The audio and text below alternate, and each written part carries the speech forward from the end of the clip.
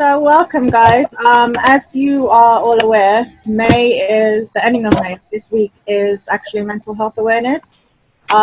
This was really a short notice thing that I did. I just want to thank all of the panel who've agreed to join in on this. Aaron, Wave, everyone knows who you are, Nadine, and Ivy. You all come from different walks of life. You all have different backgrounds, and I would like you guys, if you can, just introduce yourself a little bit more. But the most part of what we will be doing is discussing everything mental health, everything from beginning to end, to diagnostics, to how you deal with children, whatever it is. So if you have any questions, please just throw it in there, and we'll be happy to try and answer or bat it off each other and try to get some kind of understanding or make something clear for you if you have any questions. But for now, I just want to open up and let the panel introduce themselves. Okay, so I'm Nadine. I have mental health since the age of 18. I have panic disorder, agoraphobia, social anxiety, generalized anxiety, and depression. I've worked in childcare the majority of my career. I've been out of it due to health reasons. But when I completely stopped working, I was looking at courses and stuff to do, and it just so happened that my daughter then ended up having really bad anxiety to the point where she wouldn't go to school. It was a battle to get her in because she was being bullied.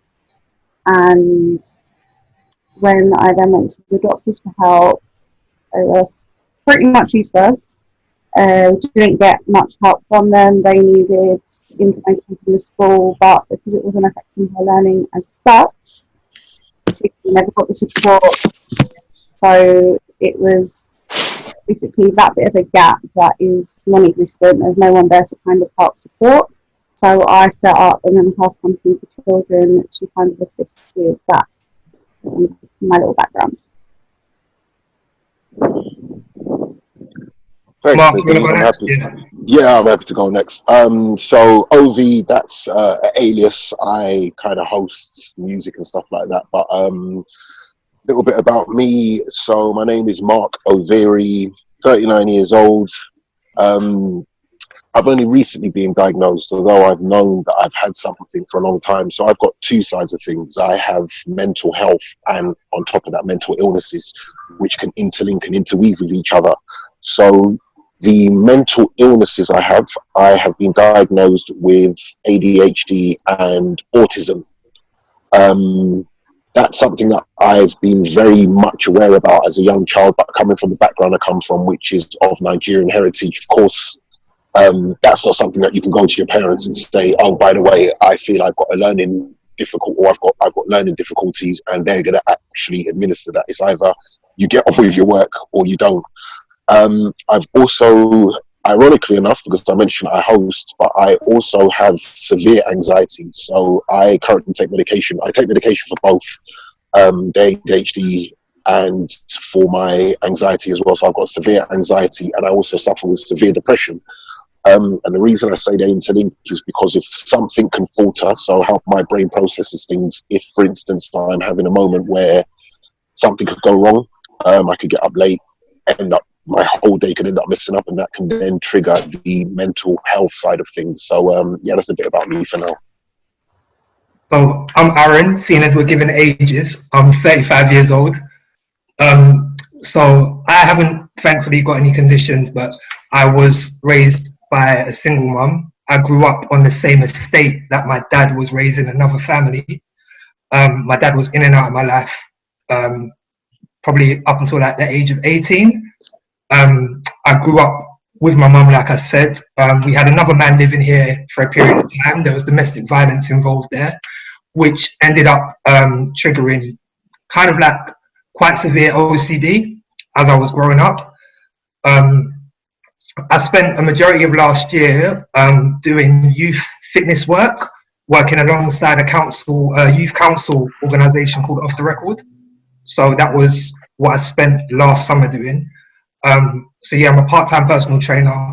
I run a Instagram page called Raising Boys to Men, which is about me and my boys, but also about spreading positivity when it comes to men, whether or not you're with the mother of your child or not, helping to raise your children.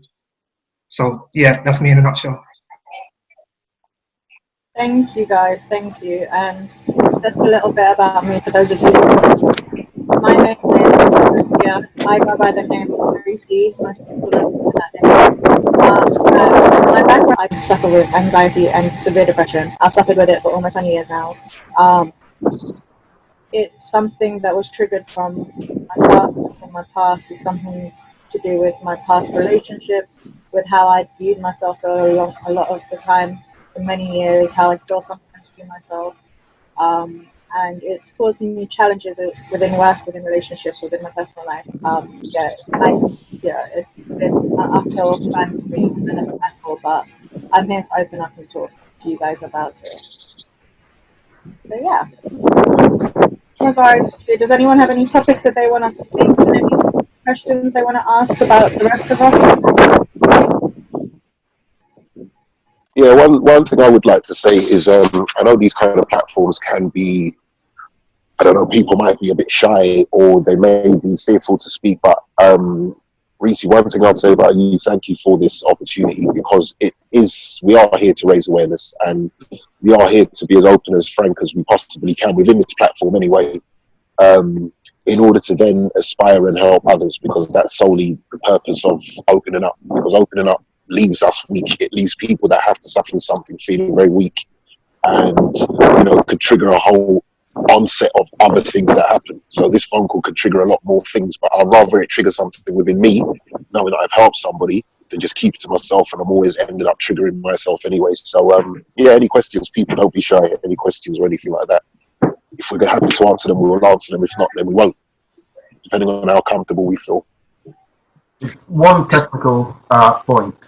It's probably best if people know when they're not talking, so that it doesn't feedback. What was that, Brendan? It would probably help if people mute themselves when they're not talking. Oh, okay.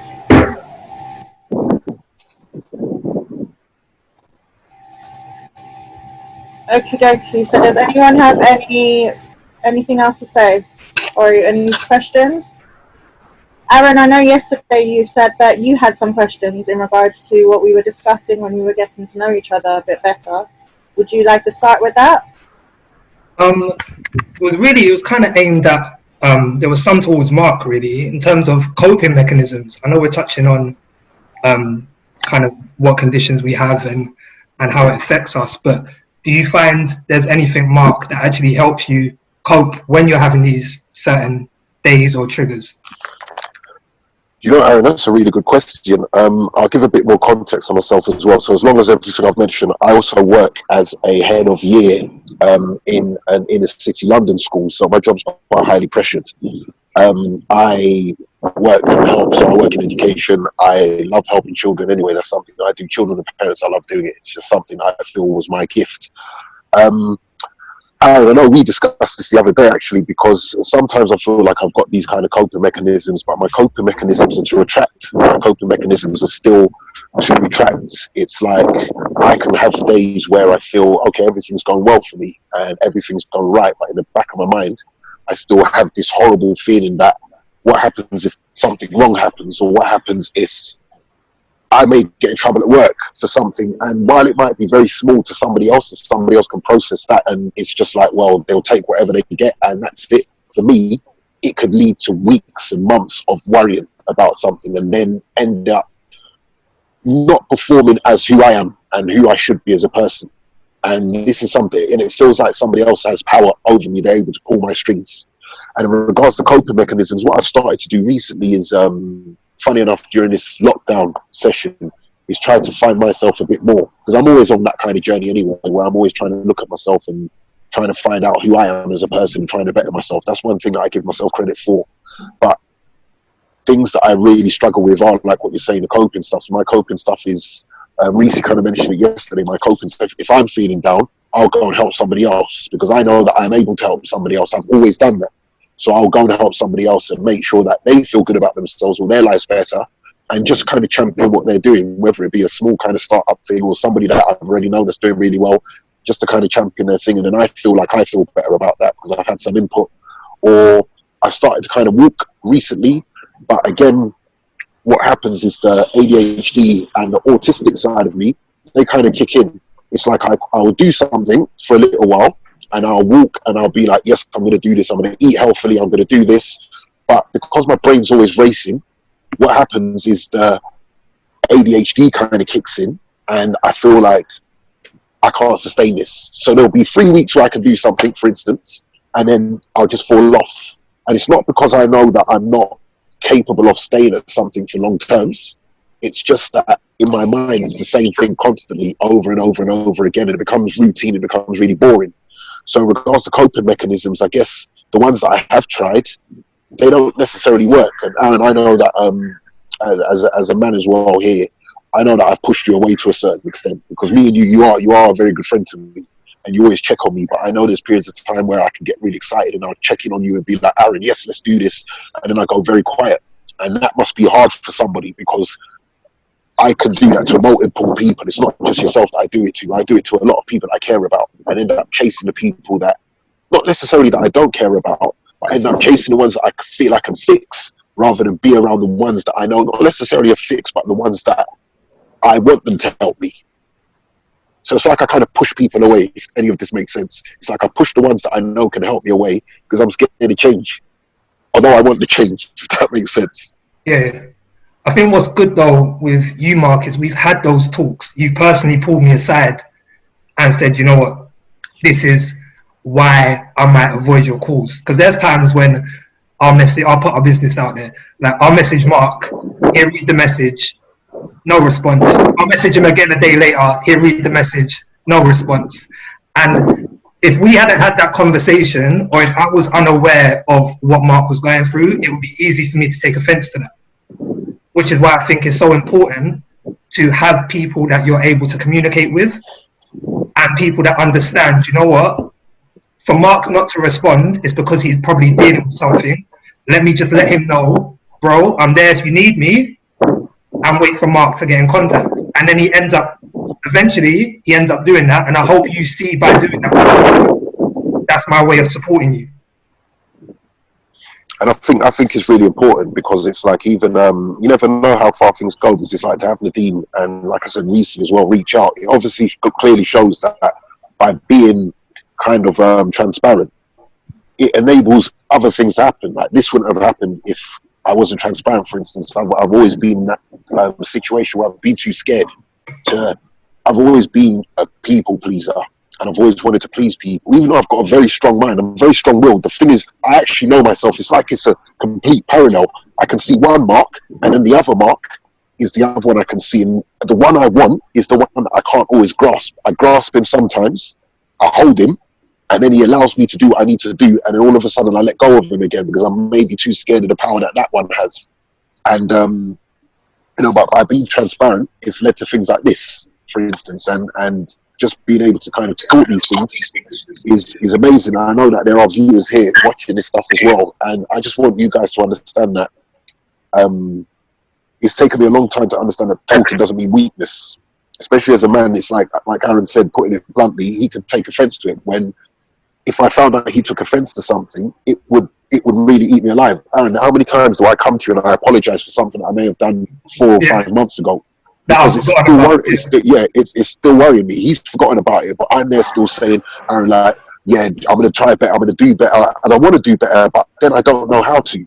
And, that kind of leads me into, Aaron, if you don't mind me asking Nadine. Nadine said something yesterday about trialing, like, CBT and stuff. This is something that I've wanted to do, but I can't get myself to that stage where I want to go and try something just to see if cognitive behavior therapy works for me. Because it may not. I'm too scared that I'll go somewhere and it doesn't work.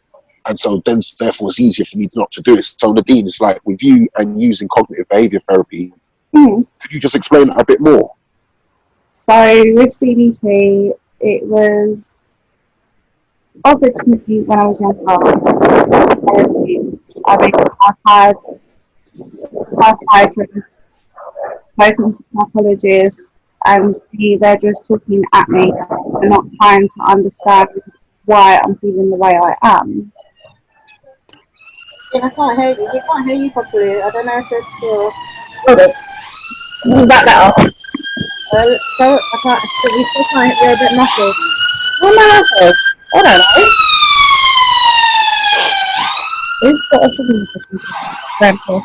Mark, Now. Mark, because you're outside, Yeah. you might have to mute yourself because I think it's picking up the wind.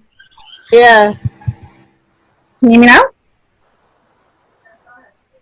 Yeah? Okay. So yeah, they offered me psychiatrists, psychologists. They just talk at you. They're not trying to understand what it is you're going through. They've just learnt the subject and telling you what it is you need to do. I can't communicate with those type of people. I shut off. So when they asked me about CBT, I was just like, no, I'm not doing it. It's not happening. This last year, it's been a lot. As I said to you guys yesterday, my depression kicked in when I had my ectopic and then when I had a miscarriage the year after. It was too much to the point where I completely shut down. I wouldn't come out my house. I'd tell people I'm coming out, I still ain't coming out.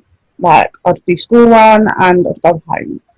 And it got to the point where my sleeping was really bad. Like, I'd literally sleep 2 hours a day, if that. So, despite being on medication, the doctors were like, you need to do something else. So they said, well, I try the CBT.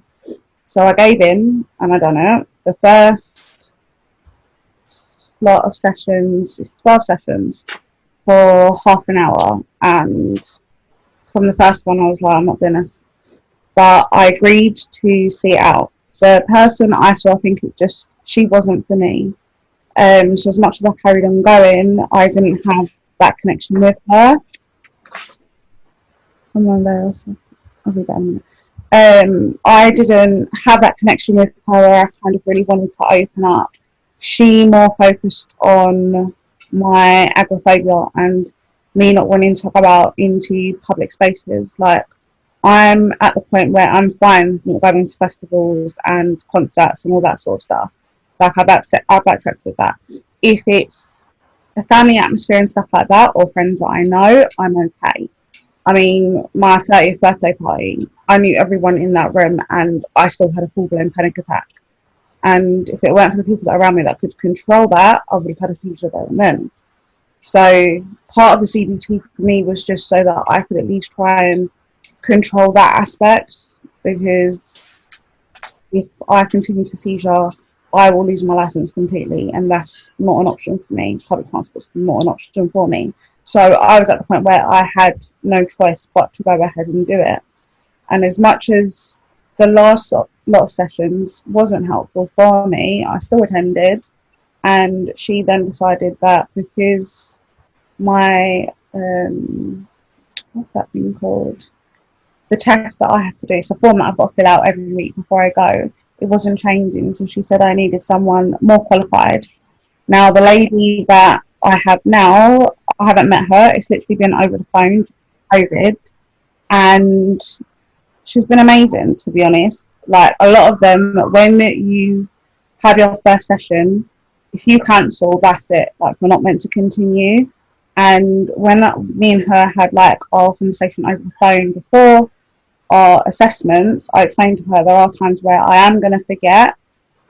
So I do need those reminders. And it just so happens that one of them, when she called me, I was out shopping with my grandma. And I told her, so she was like, not to worry, we're just going to reschedule it for a couple of days. And she called me back. She sent me reminders to say that I was going to have it. And that's kind of helped me to kind of actually want to do it. She sends me over emails with stuff that she wants me to look into. And instead of focusing on my agoraphobia, she's focusing on my anxiety and why I'm worrying, why I'm overthinking. Because you can't get me to control the agoraphobia if I can't control the thoughts that are going on in my head. So, yeah, it took for me to be at that point where it's just like, I have no choice but to do it, to go. However, you're not going to know whether or not it's going to help you until you actually do it. So for me, as much as I'm still like, I don't know. I would still suggest for everyone to do it. Doesn't cost you anything. It's half an hour out of your day in a week, and within the first couple of sessions, you can kind of decide straight away: is this for me? If it's not for me, if it's not for you, you just say, do you know what, I don't want to continue, and you carry on with the medication. But I think with the right medication, with the right therapy, and with the right outlets, you can somewhat keep your mental health at bay. Like, yeah, I still have meltdowns even now. Like, I'll have days where I just don't talk to anyone. When my daughter's going to her dad's, that's it. Like, my phone will go on do not disturb, and I am silent. Like, I don't want to talk to anyone. It takes for like Reese or other people to kind of contact me to see whether or not I'm okay, and or the people that know where I live, for them to be able to turn up at my house. For me to kind of want to speak.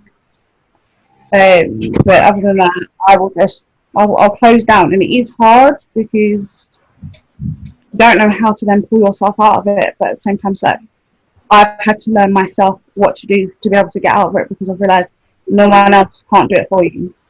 Like, when I'm in a spiral, no one can't pull me out of that. I have to do it. And meditation for me has helped a lot. But just interjecting, Dean, just before, in regards to what you were saying about the CBT and things like that, I think it's important that everyone should know that when we speak of mental health, there are different types of mental health. You have ADHD, you've got bipolar disorder, you've got depression, you've got anxiety. There are numerous things that are surrounded with mental health. And for each mental health issue you have, there are different things that you can try. For example, if you are, what is your most common side effects in men with depression is usually you become a bit more irritable, you become a bit more angry, your temper gets a bit flared, you feel a bit under the, like, it comes, for some reason, more of the times it does come out in a negative way. Not Aggressive. negative, but in a more, when you like lash it, like you would lash out, put it that way. Aggressive. Yeah, aggressive way. It's a bit more aggressive. So for things like that, they may say to you, rather than doing CBT, or they may say CBT works, but they may refer you to do therapy, or they may refer you to do self-building exercises, or go to a workshop, or go to a group where people are sitting together and talking. Everything varies from person to person, so no two things work for one person, and I think it's really important that you know that, and don't feel like if it didn't work for you, it doesn't mean that nothing will work for you. It just means that that particular thing did not work for you, and maybe another method would help you a little bit more. I mean, I know from experience, some people hate being in front of a person and having them tell them, try this and take deep breaths, when all you want to say is, do you want me to choke you? That doesn't help me. Why are you telling me to breathe? But then if they message a stranger and they can actually literally roll it off their tongue, everything that's happening, and they may come out still feeling stressed and depressed or anything, but they do feel lighter. They feel like someone's heard them, and sometimes people don't want someone to respond back. You just need that ear to listen to them, and that's very important. I just want to bring it back to someone has asked, how do you suggest to someone that they are suffering with depression if they don't want to accept it? So I would say, do you want to go, Aaron? I feel like I was in a relationship with someone that, I mean, the question there, it says, how do you suggest that they are suffering from depression? I don't think it's a call that you should make.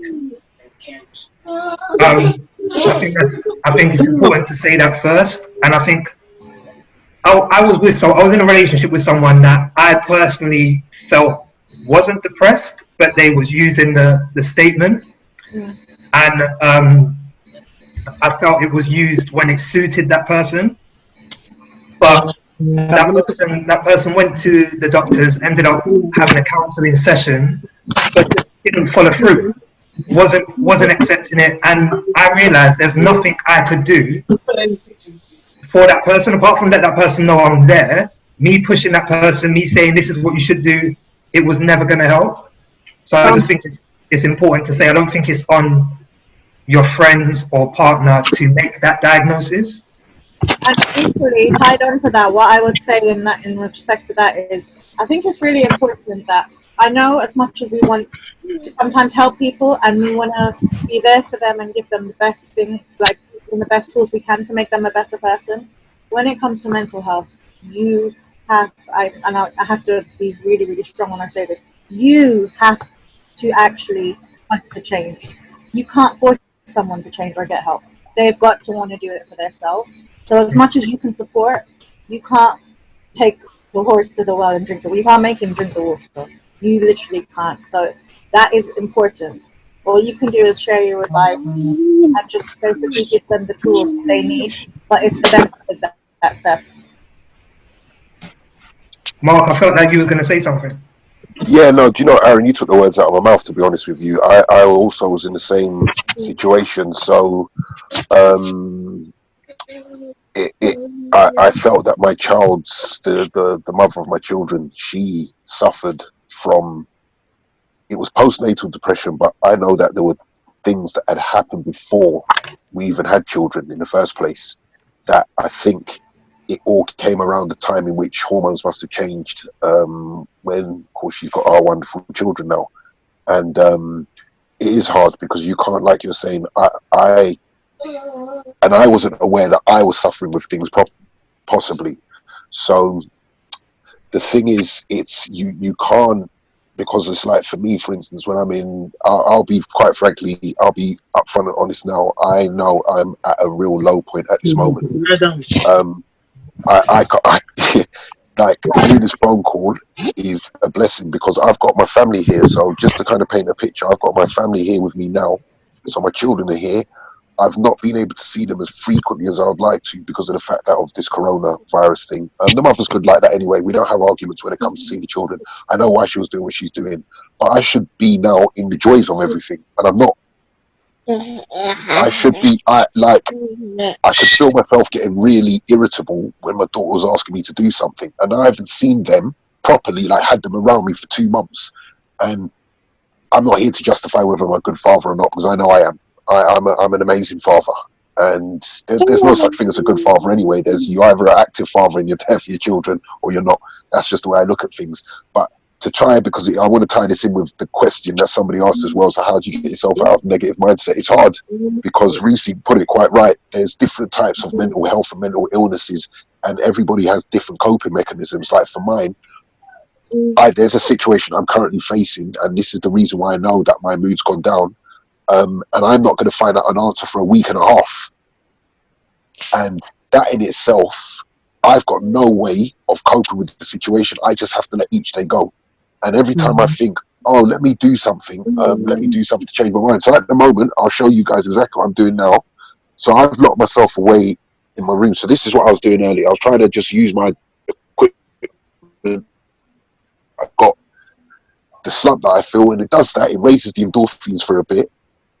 But then that becomes not enough, and then I've got to find another fix, and then I've got to find another fix, and these fixes back in the day were to my detriment. All I've come to learn now is that in order to try and get yourself out of a negative mind frame, or to try and help, to try and understand that somebody else is suffering from something, is to be like, people can meditate and stuff like that. I've never tried meditation. My thing is that I just worry till I make myself sick. I don't really know how to. Maybe I'm not the best person to answer the question, because I don't really know how to get myself always out of a negative mind frame, because I always need an answer. Like, I'm such an anxious person. I worry about so many things.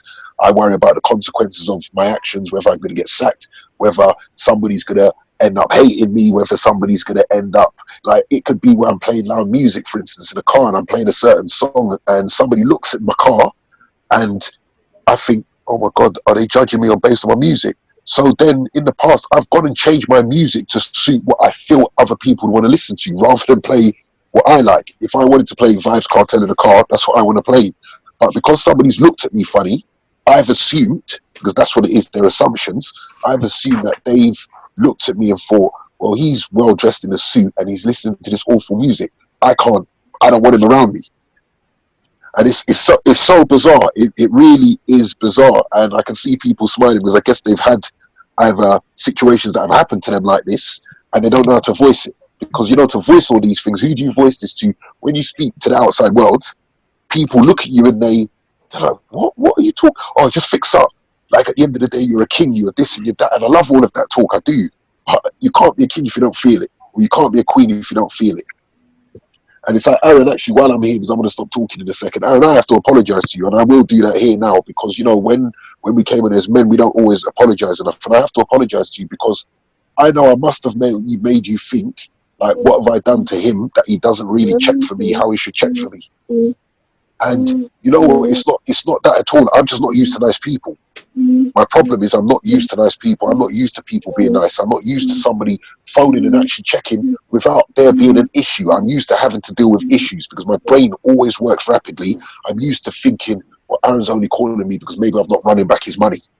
Not that I've got money from you. I don't owe you no money, but it could be I've not owed you any. I owe you money, so like I will take that phone call because I've got a reason to apologize and grovel to you and all the rest of it, because there's no reason you enjoy all you do. Every time I see your messages, your positive affirmation, it brings joy.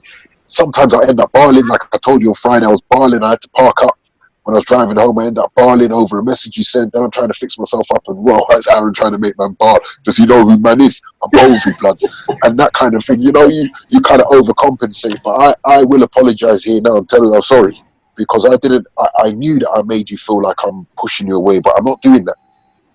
It's just, you know the thing there, Mark, though, I don't always know how to ask for help.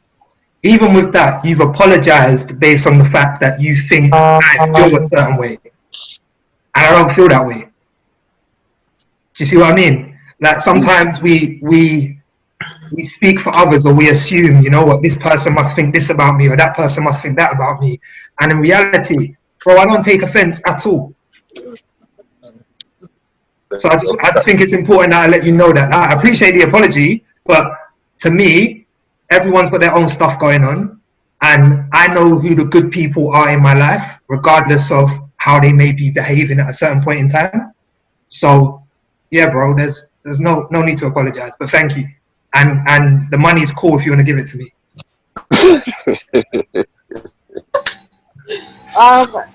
We have a question, or a scenario, so to speak. It says, I've lost 2 friends to severe depression and I did not know as they looked okay. What are the telltale signs to look out for?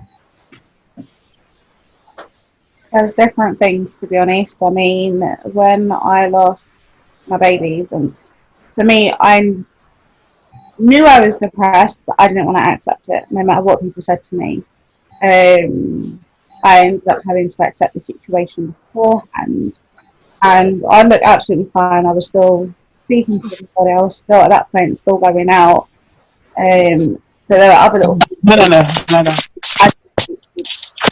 I'd constantly be fiddling with something. But now I'm fiddling, you can't see it. Scratching, like for me, some people obviously self-harm. I don't self-harm as such, where I will slit my wrists, but I will scratch until I bleed. I will sit there while I'm talking and pull out my eyelashes or pull out my eyebrows. And it's things like that. Like, you won't, to someone, it's just an automatic thing, like biting your nails. It's a bad habit. No, it's a form of anxiety. But someone will put it off as it's just a bad habit. Like, I'll chew the inside of my mouth. It's a bad habit. No, it's when I'm angry. So it's looking for something that person does quite frequently to know what their one is, to know whether or not something is wrong. And then from that, it's just checking in. They won't open up until they are ready to open up. And they may not never want to. But by simply just saying, I'm here whenever you want to talk, that person knows they can come to you, and when they are ready, they will. Sometimes we don't want to accept it, and it can take years before we do. It took me 2.5 years before I went to the doctors to accept that I had depression. I wouldn't allow them to put it on my medical records because I work in childcare. I refused. I was like, it can't be on my medical records. I can't have that on there. I can't have that knowing I want to go into teaching and have my own nursery and then have, because the whole medical background check and everything else is too much. So I refused to have a lot of stuff on file and it wasn't getting treated. So just by showing and supporting that person, saying to them, you want to talk, or if you want to go out and grab a drink or whatever it is you know that they like to do, just so that when they are shutting down and you can see that they aren't communicating and they've been quiet for a while, check in, turn up at their house, because you don't know what they're going through at that particular point. And for me, that's what a lot of my friends done, because they know I'm not one to be quiet in big atmospheres yet. But if I'm talking to them, no. Certain friends, they hear from me daily. If they don't hear from me daily, they know something's wrong. So they'll be on my phone, or they'll turn up at my house. They will ring my house phone, and trust me, not a lot of people have that number because I'm not interested.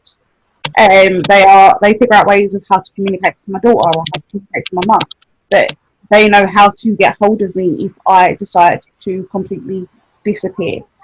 And it's those friends that you need. It's those friends that will support you and help you get through it. So look out for the little things that they do all the time, because they are little tells. It's just, to you, it looks like something that they do every day. Like, I would even say the more obvious ones for me is, I'll tell you a scenario. I don't talk about this. I really don't. So it's difficult. Okay, sorry, babe, I can't hear. Can everyone mute? Sorry, because I can't hear. I can hear a little noise in the back. Can everyone mute their mics? Yeah, can you hear me now? Yeah, the noise has stopped. Okay, so I don't really talk about this at all, but I will now, as everyone is here. And when I will always remember it because it was coming up to my 21st birthday, and I was in one of the worst relationships of my life. Hold on, Ruth. Sorry, hold on, Ruth. Keisha, sorry, can you mute, please, babe? Oh, can you hear me? How do you mute? Bottom left-hand corner, it should say mute, and then you can turn off the microphone.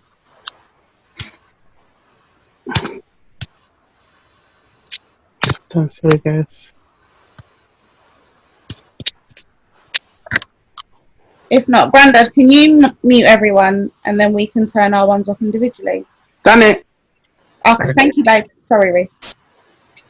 So yeah, I don't talk about this often. I was in a very, very bad relationship through university, one of the worst 4 years of my life. And I remember it was coming up to my 21st birthday, and of course my mother insisted she wanted to have a 21st birthday party.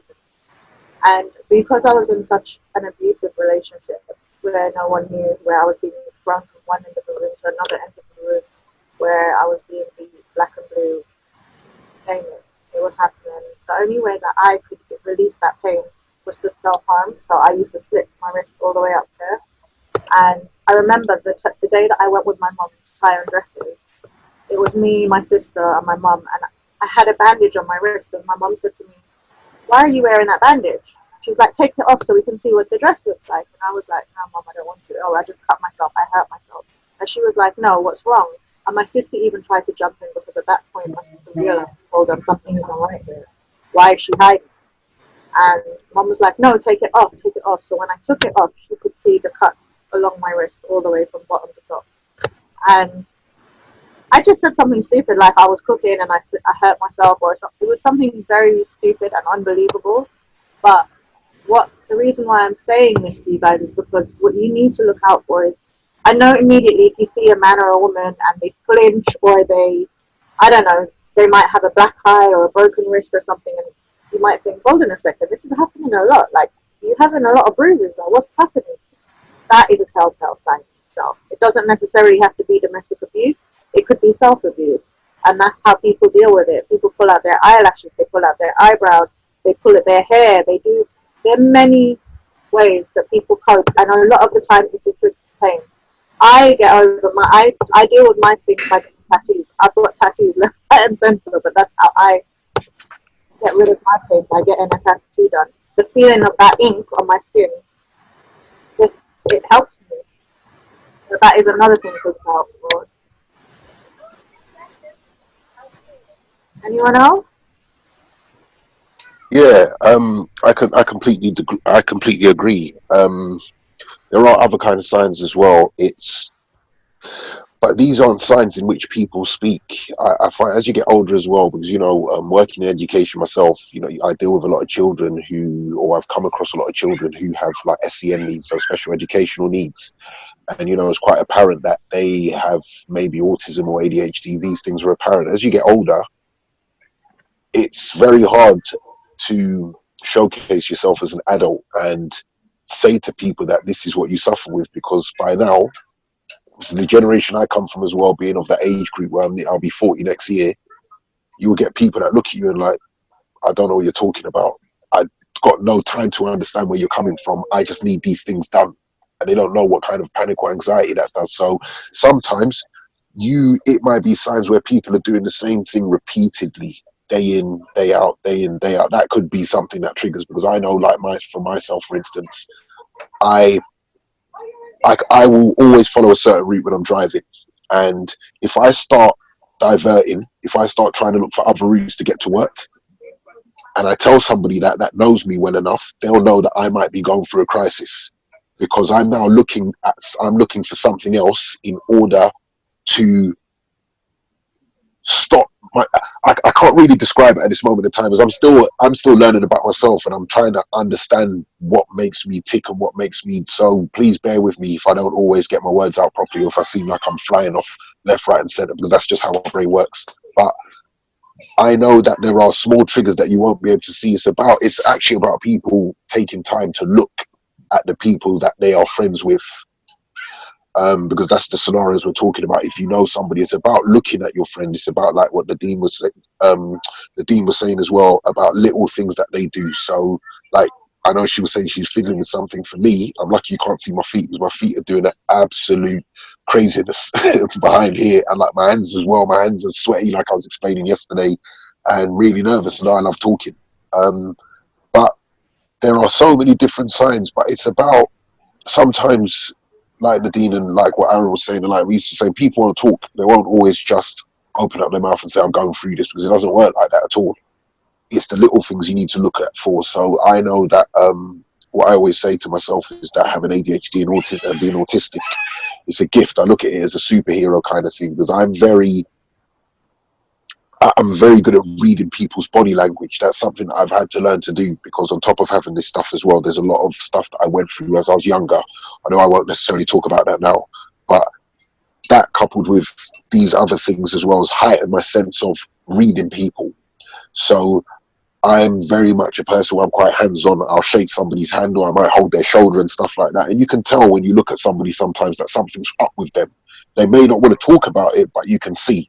And I think those are all little signs in which help to then understand if somebody's going through something or not. Because you all know when your friend's kind of happy, you can see it physically when they're smiling, etc. But sometimes it's looking to a person's eyes and looking at their eyes and seeing, no, actually, you've got a smile in your face, but you don't. You look like you're forcing that. And then from there, you're able to then gauge, okay, something's not up. And then you're able to kind of maybe take the necessary steps to ask him. Because sometimes just asking, you might get a backlash and be like, nothing's wrong with me. I'm fine. But if you look at your friend and you look at that person properly in their face, 9 times out of 10, I feel that you are able to tell. Like for me growing up, there were days when I would see this man put hands on my mum, and I wasn't realizing the actual mental effects that was having at the time, because you know where you're waking up, you're seeing someone hold up your mum, and then you're having to go to school and just carry on as normal. And I started developing, like I was talking about earlier, OCD. So I would go into a room, flick a switch, and it just wouldn't feel right. So I'd have to flick it again. So there'd be times I'll go into my bedroom and I'll turn the light on and off about 4 or 5 times. No one can see that because it's in my room. Like there was times when I would hold a door. It was like light switches and door handles. I would sometimes have to close the door a certain amount of time, because in my head, if I don't do this, something bad's going to happen to my mum. It was always some mental connection to what was going on. Because my mum knew me and was living with me, she started to pick up on these habits and was aware that I was going through something. But sometimes you can't see what someone's doing in their own home. And me personally, I had no one around me that I could really talk to about that, because I know it's cliche, but as a man, especially as a boy growing up, like I'm around Mark's age, I felt that it was a weakness. Like, man up, just get on with it. Like, regardless of, you got to be the man of the house. You just got to kind of deal with these things. So for me, it is like, thankfully my mum was there, but sometimes you've really got to observe the people around you to be able to pick up on those small things. So yeah, observation is key. Definitely. Yeah, I would say that in terms of me and what I do is, I used to be really, really bad at checking in with people because there were days when I couldn't get myself out of bed, do the basic things that everyone would do, like have a shower, brush your teeth, comb your hair. But what I've been doing and what I have for quite a while now is because I know the signs and what it's like. I would just pop up on my friends. I'll send a random message, hey, I hope you're okay. I would say to them, I love them. Just randomly, I would message you, I love you. And they would probably be like, Lucy, okay, something wrong. But that's just me saying someone, just letting them know that someone loves them and someone is there for them. And I think that's what we all can do. Like, we do live in a busy world, but it takes 2 minutes to send a message to someone. Like, okay, or how are you doing? I love you. It doesn't take that long. Think about it. You just have to drop a message to somebody to see how they're doing. And I think that's really important. And what we need to do more as people to support one another is just popping up and being